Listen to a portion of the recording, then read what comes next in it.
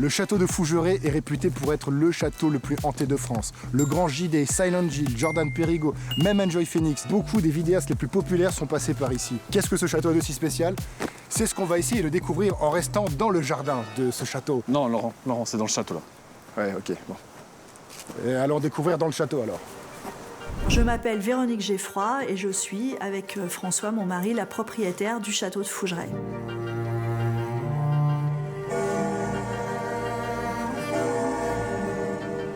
Alors, Véronique, est-ce que vous pouvez me raconter brièvement l'histoire de ce château?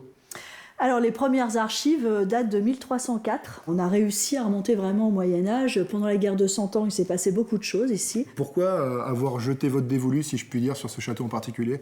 Se plonger dans un projet comme ça, c'est une histoire d'amour forcément. C'est comme quand on rencontre quelqu'un, on se pose pas la question, c'est celui-là le bon. Là c'est pareil, on a eu le coup de foudre tous les deux. Est-ce que vous pouvez me faire visiter un petit peu le château, si ça vous Eh bien écoutez, on va monter au premier, allez-y. Oui, d'accord. Vous venez avec moi, s'il vous plaît, parce que...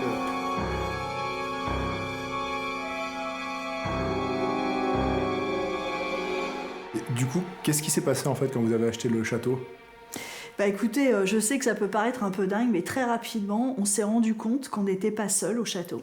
On a eu pas mal de manifestations d'être invisible, parce que bon, de fantôme, ça fait un peu folklorique. Il a fallu un bon moment pour qu'on s'y fasse. C'est-à-dire parce que ça vous effrayait au début ou... Ah oui, moi j'étais très mal à l'aise avec ça au début. Mon mari un peu moins, mais moi j'étais vraiment très mal à l'aise. On avait des coups dans les murs, des toc-toc-toc dans les portes, des déplacements d'objets. Je veux dire, maintenant, quelque part, ça fait partie de notre quotidien, quoi. Et est-ce que vous pensez que le fait que le château soit particulièrement ancien puisse jouer dans le fait qu'il y ait autant de phénomènes? Oui, bien sûr. Parce que déjà, ce qu'il faut voir, c'est que Fougeray, si vous voulez, avant le château fort, c'était une petite église. On a une crypte très ancienne où il y a 2 sarcophages qui sont restés, mais il y en avait plusieurs, des sarcophages d'ailleurs. Le port, au Moyen-Âge, c'était le port des damnés. On a eu des sorcières aussi qui se sont fait brûler en bas le long de la Vienne.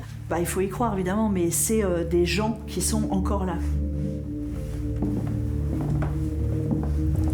Ah oui, en effet. Alors là, en fait, nous sommes dans la chambre des maîtres. Le château de Fougeray est quand même relativement célèbre. Il y a pas mal d'articles, des vidéos sur Internet, etc. Comment vous vivez cette célébrité, si je puis dire? C'est compliqué en fait à gérer parce que la notoriété, ça peut retomber comme un soufflet, mais moi ce que je veux pas en fait c'est qu'il soit célèbre entre guillemets pour les mauvaises raisons. Moi je lutte un peu contre les gens qui viennent là uniquement pour se faire peur. C'est pas ça Fougeray. Fougeray c'est autre chose, ça va au-delà. Enfin je veux dire, moi j'estime que ça pourrait être un laboratoire de recherche incroyable sur les phénomènes paranormaux, ça pourrait être nettement plus intéressant. On a eu une fois... un vrai phénomène devant tout un groupe. Il y a une silhouette qui s'est déplacée et tout le monde l'a vu et ça a été une panique pas possible. Les gens hurlaient, ils couraient, il y a des gens qui sont montés dans leur bagnole, qui sont partis, enfin un truc de fou. Et je peux vous dire que c'est compliqué. Donc c'est pour ça que je fais attention, il faut que je fasse attention. Vous les prévenez pas d'entrer, il peut se passer quelque chose, ne courez pas, ne m'applaudissez pas, ne vous blessez pas. Mais je leur dis pendant que je fais la visite, pour les gens qui passent la nuit, là, je propose une expérience. Et il peut se passer des trucs, donc restez calme.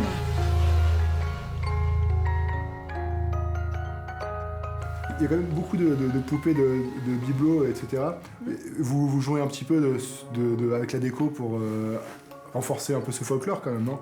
Pas du tout. Bah non, je veux dire, au 19e siècle, les gens, ils aimaient les objets. Moi, j'ai vraiment décoré Fougeray comme un château du 19e. Je voulais vraiment remettre comme il était avant. Alors bonsoir, est-ce qu'il y aurait un défunt qui souhaite communiquer avec nous? Oui, alors revenez au centre s'il vous plaît. Allez-y, allez-y, allez-y, allez-y, allez-y. Chaque année, 5000 touristes viennent visiter ou même passer une nuit au château de Fougeray. Qu'ils soient convaincus ou sceptiques, ils permettent en tout cas de redonner vie à ce château autrefois abandonné. Et c'est plutôt chouette.